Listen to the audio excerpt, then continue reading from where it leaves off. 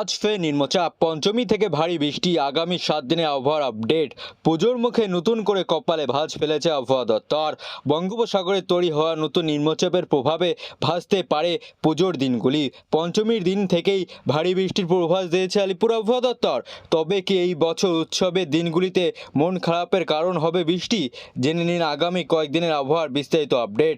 বিস্তারিত জানতে অবশ্যই ভিডিওটি সম্পূর্ণ দেখবেন এবং আপনাদের জেলার নতুন নতুন খবরগুলি সবার আগে পেতে চাইলে আমাদের ইউটিউব চ্যানেলটিকে সাবস্ক্রাইব করে পাশে থাকা বেল আইকনটিকে বাজিয়ে দেবেন এবং কমেন্টে আপনার জেলার নামটি লিখে দেবেন। আজ উত্তর বঙ্গোপসাগরে একটি নতুন নিম্নচাপ অঞ্চল তৈরি হয়েছে। এটি পশ্চিম দিকে সরতে সরতে 26 সেপ্টেম্বর থেকে দক্ষিণ উড়িষ্যা এবং উত্তর অন্ধ্র উপকূল সংলগ্ন এলাকায় সক্রিয় থাকবে।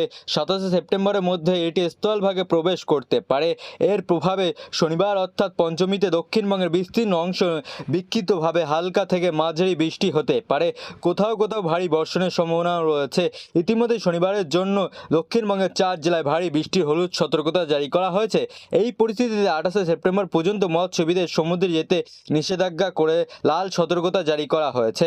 আলিপুর আবহাওয়া দপ্তরের পূর্বাভাস অনুযায়ী আজ সকালে মধ্য হিমালয় উপকূলবর্তী এলাকায় একটি ঘূর্ণিবর্ত তৈরি হয়েছিল। এটি শক্তি বাড়িয়ে গভীর নিম্নচাপের রূপ ধারণ করে উড়িষ্যা ও অন্ধ্র উপকূলের দিকে এগোবে। তবে বাংলার উপকূলের খুব কাছ দিয়ে যাওয়ার কারণে শনিবার দক্ষিণবঙ্গে এটি বড় অংশে ভারী বৃষ্টির সম্ভাবনা রয়েছে। দুর্গাপুজো অষ্টমীর দিন 30 সেপ্টেম্বর বঙ্গোপসাগরে আরও একটি নিম্নচাপ তৈরি হওয়ার সম্ভাবনা রয়েছে। তবে এর সম্ভাবনা অভিমুখ বা অবস্থান সম্পর্কে এখনও কিছু জানা যায়নি আবহাওয়া দপ্তর। যদি ঘূর্ণিবর্তটি শক্তিশালী হয় তবে নবমীর রাত থেকে দক্ষিণবঙ্গে বৃষ্টি আরও বাড়তে পারে বলে আশঙ্কা করা হয়েছে। আজ দক্ষিণবঙ্গে বেশিরভাগ জেলায় বজ্রবিদ্যুৎ সহ বিক্ষিপ্ত বৃষ্টির সম্ভাবনা রয়েছে। এর মধ্যে উত্তর চব্বিশ পরগনা, দক্ষিণ চব্বিশ পরগনা, পূর্ব পশ্চিম মেদিনীপুর, কলকাতা, হাওড়া, হুগলি, ঝাড়গ্রাম এবং বাঁকুড়া উল্লেখযোগ্য। শনিবার দক্ষিণ চব্বিশ পরগনা, ঝাড়গ্রাম, পূর্ব পশ্চিম মেদিনীপুর ভারী বৃষ্টি হতে পারে। কলকাতা ও হাওড়াসহ বিভিন্ন জেলায় বিক্ষিপ্ত বৃষ্টির সঙ্গে ঘন্টায় 40 থেকে 50 কিলোমিটার বেগে দফায় দফায় ঝোড়ো হাওয়া বইতে পারে। রবিবার অষ্টমীর দিনও দক্ষিণ চব্বিশ পরগনা, পূর্ব পশ্চিম মেদিনীপুর বজ্রবিদ্যুৎ সহ বিক্ষিপ্ত বৃষ্টির সঙ্গে ঝোড়ো হাওয়া বইতে পারে। অন্যদিকে উত্তরবঙ্গে আজ দার্জিলিং, জলপাইগুড়ি এবং উত্তর দিনাজপুর বজ্রবিদ্যুৎ সহ বৃষ্টির সতর্কতা জারি করেছে। শনিবার থেকে উত্তরবঙ্গের সব জেলাতেই কম বেশি বৃষ্টি হতে পারে। রবিবার থেকে মঙ্গলবার পর্যন্ত উত্তরবঙ্গে বড় কোনো সতর্কতা না থাকলেও দু একটি জায়গায় বিক্ষিপ্ত বৃষ্টির সম্ভাবনা রয়েছে। আজ শহরে বজ্রবিদ্যুৎ সহ বৃষ্টির সম্ভাবনা রয়েছে। আগামী দুদিন রোদের দেখা মিললেও মাঝে মাঝে আকাশ মেঘলা থাকবে। শনিবার সকাল মেঘলা আকাশ এবং হালকা থেকে মাঝে বৃষ্টির সম্ভাবনা রয়েছে।